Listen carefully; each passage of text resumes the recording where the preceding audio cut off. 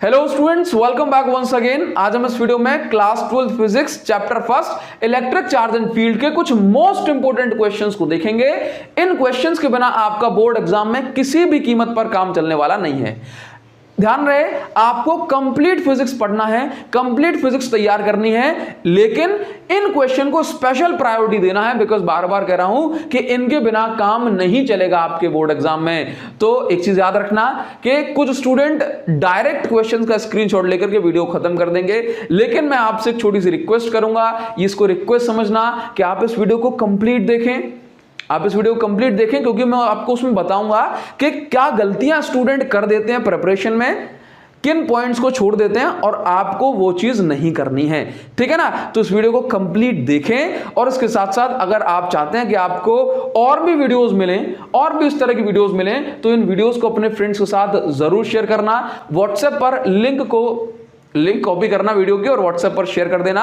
जितने ज्यादा शेयर अगर इस वीडियो को जो है थोड़ा सा हो पाएगा, तो एक मोटिवेशन मिलेगी कि आपको नेक्स्ट वीडियो भी जल्दी ही प्रोवाइड की जाए, जिसमें सॉलिड क्वेश्चंस होंगे जो आपके एग्जाम में पक्का फंसेंगे। चाहे आप किसी भी बोर्ड से हो, सीबीएसई या फिर स्टेट बोर्ड, ये वीडियो सभी के लिए इक्वली बेनिफिशियल होगी। और जैसे ही अपन जो है कंप्लीट बड़े बड़े क्वेश्चन का सेट खत्म करेंगे, उसके बाद 1 मार्क क्वेश्चन तक पहुंचेंगे, और 10 क्वेश्चन के 9 क्वेश्चन 11 क्वेश्चन हो सकते हैं। तो प्लीज इसको माइंड ना करना, और इस वीडियो को स्टार्ट करते हैं। फर्स्ट क्वेश्चन हम लेंगे, that is electric field due to dipole on axial and equatorial point. ठीक है ना? तो ये डायपोल जो इलेक्ट्रिक फील्ड बनाता है वेरियस पोजीशन पर, वो आपकी 3 पोजीशन है। एक्सियल पॉइंट हो सकती है, ठीक है, इक्वेटोरियल पॉइंट, और आपका general point, at any general point. तो 2 जो पोजीशन है ये मोस्ट इंपोर्टेंट है, इनको आपको अच्छे से करना है। ठीक है, सेकंड क्वेश्चन की हम बात करेंगे, that is electric field line का जो पैटर्न होता है डिफरेंट चार्जेस और चार्ज डिस्ट्रीब्यूशन के कारण, इसको आपको करना है। बोला सर ये तो बहुत सिंपल है। हाँ, बहुत सिंपल है, लेकिन इससे क्वेश्चन आपके पूछे जाते हैं, कई बार पूछे गए हैं। यहां पर एक बात आपको बहुत ज्यादा केयर के साथ, अटेंशन के साथ सुनना है कि भाई कुछ स्टूडेंट एक गलती करते हैं कि आइसोलेटेड पॉजिटिव चार्ज के लिए, आइसोलेटेड नेगेटिव चार्ज के लिए, डायपोल के लिए, है ना, और जो है लीनियर चार्ज के लिए तो कर लेते हैं अच्छे से इलेक्ट्रिक फील्ड लाइन का पैटर्न।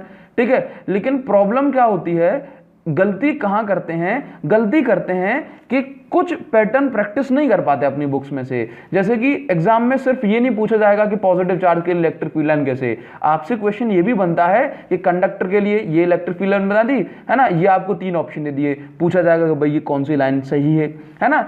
तो इस तरह से क्वेश्चन पूछा जाएगा। तो पैटर्न को सिर्फ इतना प्रैक्टिस मत करना पॉजिटिव नेगेटिव चार्ज के लिए, आपको कंप्लीट प्रैक्टिस अच्छे से करनी है। अभी देखो, रिसेंटली एग्जाम में क्वेश्चन पूछा गया था कि आइसोलेटेड पॉजिटिव चार्ज के पास में आपका जो है एक न्यूट्रल प्लेट रखी हुई है, तो उसके लिए इलेक्ट्रिक फील्ड लाइन कैसी बनेगी, तो आपको ये अच्छे से ड्रॉ करना है। तो कहने का मतलब मेरा ये है कि इस क्वेश्चन में आपको ध्यान देना है, इस क्वेश्चन में आपको अच्छे से पढ़ना है कि सिर्फ electric field lines isolated charge के लिए ही ना करें, इसके साथ साथ चार्ज डिस्ट्रीब्यूशन को भी अच्छे से प्रैक्टिस करना है अपनी एनसीईआरटी बुक और एग्जाम्पलर से। ठीक है ना? चलिए आगे बात करते हैं क्वेश्चन नंबर 3। क्वेश्चन नंबर 3 में जो है that is torque on dipole, है ना, किसी डायपोल पर इलेक्ट्रिक फील्ड में कितना टॉर्क लगता है ये हमें कैलकुलेट करना है। इसके साथ साथ एग्जाम में क्वेश्चन पूछ लिए जाते हैं। इसके साथ में जैसे 2 नंबर में क्वेश्चन पूछा है, तो 1 नंबर में एक्सप्रेशन हो जाएगा, और 1 नंबर में जो है स्टेबल एंड अनस्टेबल इक्विलिब्रियम की कंडीशंस। ठीक है ना? और इसमें यह भी पूछ लिया जाता है कि what will happen if it is kept in non uniform electric field, if it is kept in non uniform electric field, है ना। अगर डायपोल को हम नॉन यूनिफॉर्म इलेक्ट्रिक फील्ड में रखेंगे तो उसके पास ट्रांसलेशनल एंड रोटेशनल मोशन दोनों आ जाएगा।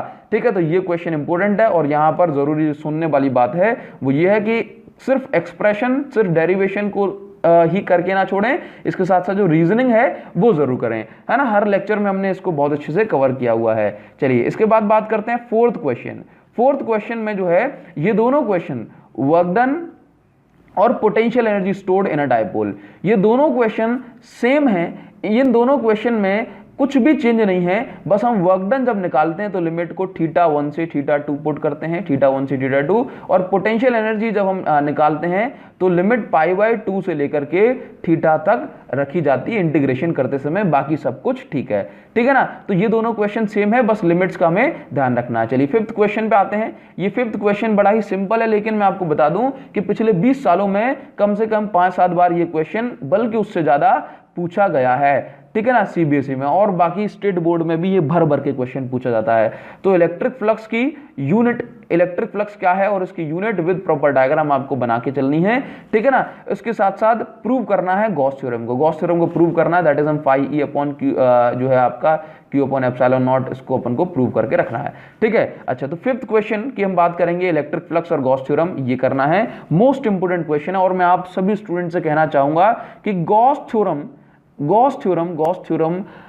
को बहुत अच्छे से कर लेना है, ना तो इस गॉस थ्योरम का डेरिवेशन छूटना चाहिए कोई, और ना ही इसके न्यूमेरिकल, क्योंकि गॉस थ्योरम का मैक्सिमम वेटेज है फर्स्ट चैप्टर से गॉस थ्योरम का मैक्सिमम वेटेज है, ठीक है ना। चलिए, तो अब सिक्स्थ क्वेश्चन पर आते हैं। सिक्स्थ क्वेश्चन में दिया हुआ है एप्लीकेशन ऑफ गॉस थ्योरम, है ना। Linear charge density, that means अगर एक वायर के ऊपर जो है चार्ज दे दिया गया हमने, लीनियर चार्ज मतलब लीनियर चार्ज डेंसिटी अगर उसके ऊपर आ गई है, तो इलेक्ट्रिक फील्ड हमें निकालनी है with the help of Gauss theorem. इस क्वेश्चन को अच्छे से कर लेना है, ठीक है ना। और इसके बाद एप्लीकेशन ऑफ गॉस थ्योरम में ही हमारा नेक्स्ट क्वेश्चन है, that is electric field due to surface charge density. क्या इलेक्ट्रिक फील्ड निकालनी है due to charge cell and sphere, ठीक है ना। ये क्वेश्चन आपका मोस्ट इंपोर्टेंट क्वेश्चन है, ठीक है ना, लेकिन ऊपर दो के चांसेस बहुत ज्यादा बनते हैं, ठीक। चलिए, अब बात करते हैं क्वेश्चन नंबर 8 की। तो क्वेश्चन नंबर 8 में जो है हमें इलेक्ट्रिक फील्ड निकालनी है ड्यू टू चार्ज रिंग, हमें इलेक्ट्रिक फील्ड निकालनी है, ठीक है ना,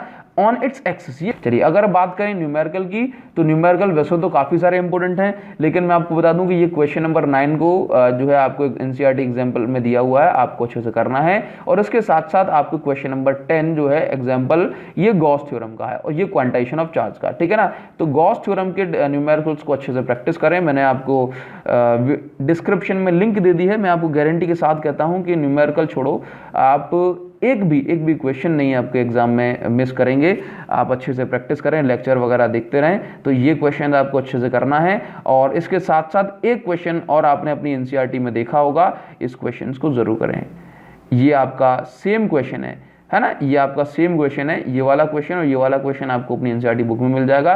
तो ये क्वेश्चन जरूर प्रैक्टिस करें, 2 कॉपी है ये इसकी। तो ये क्वेश्चन अगर आप बहुत अच्छे से कर रहे हैं तो आपको जो है बहुत ज़्यादा शानदार रिजल्ट आपका मिलेगा। वीडियो को अपने फ्रेंड्स के साथ ज़रूर शेयर करें, जितने ज़्यादा शेयर होंगे उतनी मोटिवेशन मिलती है और नेक्स्ट पार्ट आपको ज़रूर मिलेगा। Thank you so much, thanks a lot. मिलते हैं आपसे नेक्स्ट वीडियो में, आपको कमेंट करके ज़रूर बताना है। Thank you.